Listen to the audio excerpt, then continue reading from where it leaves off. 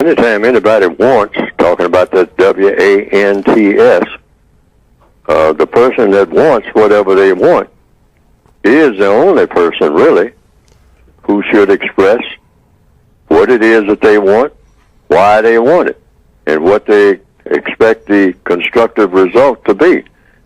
So since you said that President Trump has expressed a want, W-A-N-T-S, for a military parade, whatever that means, he is the only person, I guess, according to logic, to express also why he wants it, how he expects to get it, what plan he has for it, and what he expects the constructive result to be.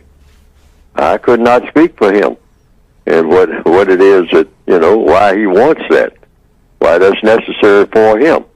But I'm quite sure that, or rather I'm reasonably certain that he can say something about it if asked, since apparently, from what you're telling me, he brought it up. See, people should explain what it is that, if it's something that they want, they should be able to explain why they want it. Okay. And how they plan to get it. And the fourth thing, what that person expects the constructive result to be. Oh. I can't speak for Mr. Trump. Okay, well, Mr. Trump is quite loquacious, as they say. Right. And able to speak for himself. And I imagine if a person asked him that question, he could give them the answer. I'll just go according to the code. And it's this rock-solid code. And that is as follows. In the system of white supremacy, any person classified as white and who functions as white and who says that he or she is white, they identify themselves as white, him or herself as white.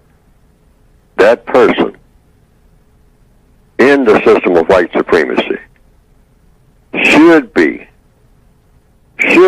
suspected of being a white supremacist by a victim of white supremacy if that person classified as white and who functions as white is able to be one.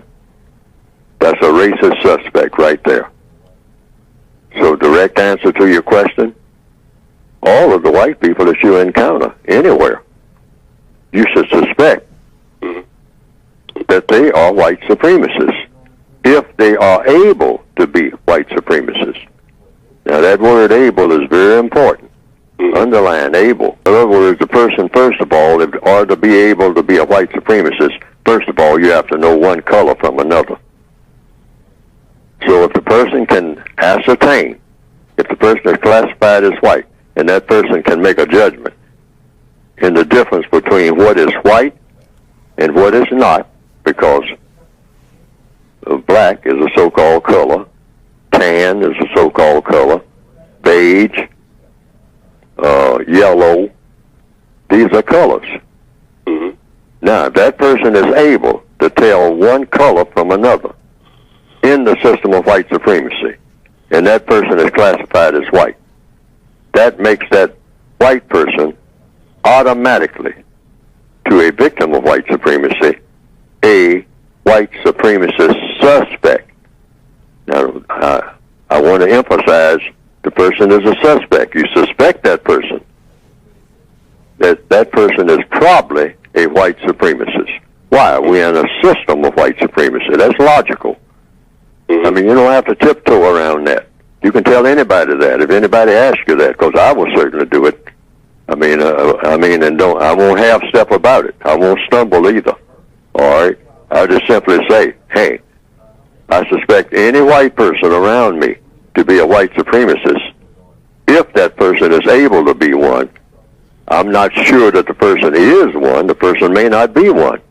But I'm duty bound to suspect a white person who is able to be a white supremacist as being a white supremacist until that person proves to me, not to someone else, and this is very important, not to someone else, that person has to prove to me individually that he or she is not a racist.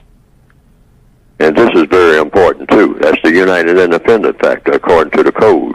Mm-hmm. Even if thousands and millions of other black people will come and point out one white person and saying, we know for certain that this white person is not a racist.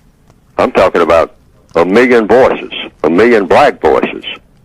Say, I've checked this person out thoroughly. This white person is a friend of mine, is a friend to all black people. This person is definitely not a racist. And I'm telling you, Fuller, this person is definitely not a racist. And I got a million other black people who will testify under oath that they definitely believe, based on what they have learned and their experiences, that this white person, this one white person, is not a racist, Fuller. So take our word for it. The code requires Neely Fuller to say, I'm not taking your word for nothing. Yeah, you got a million black people who say that this particular white person is not a racist. But now that white person that you just pointed out, according to the code, has to prove it to Fuller. Because Fuller is not supposed to take the word of any other person about whether a white person is or is not a racist. Not ever. He is supposed to make that determination on his own. That is rock solid code, and that's not supposed to be broken. That's just the way it is. It ain't personal, it's business.